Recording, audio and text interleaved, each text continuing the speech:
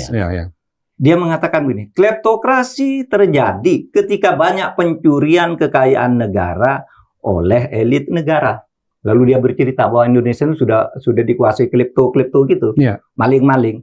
Bahkan jauh sebelum itu, 3 Juli menjelang kampanye 2014 itu, di kompas.com juga dia mengatakan begini. Dia berbicara di Ciparai, di Bandung.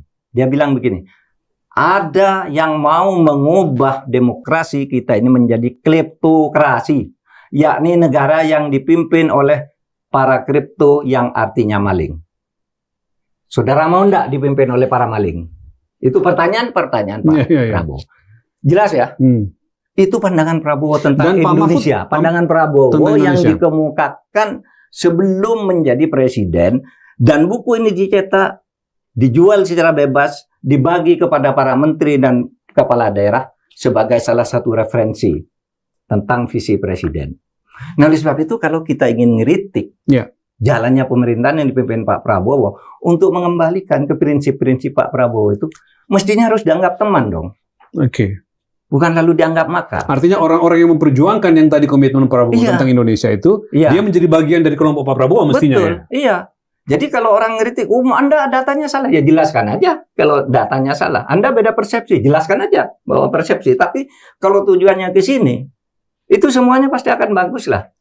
Kalau memang misalnya pemerintah bisa menjelaskan bahwa enggak, kita tidak melenceng dari ini, ya bagus kan gitu. Rakyat melihatnya melenceng, gitu kan?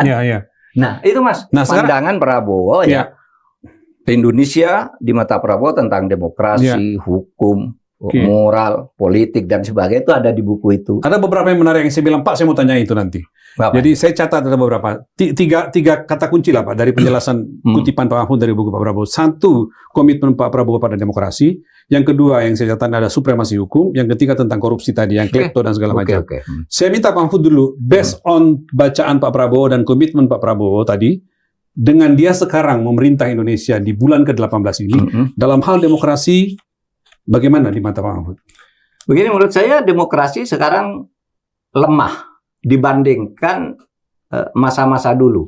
Di era Pak Jokowi sekalipun checks and balance antara pemerintah dengan DPR itu masih hidup, saling kritik bisa. Sekarang Anda pernah enggak ngelihat DPR mempersoalkan kebijakan Pak Prabowo?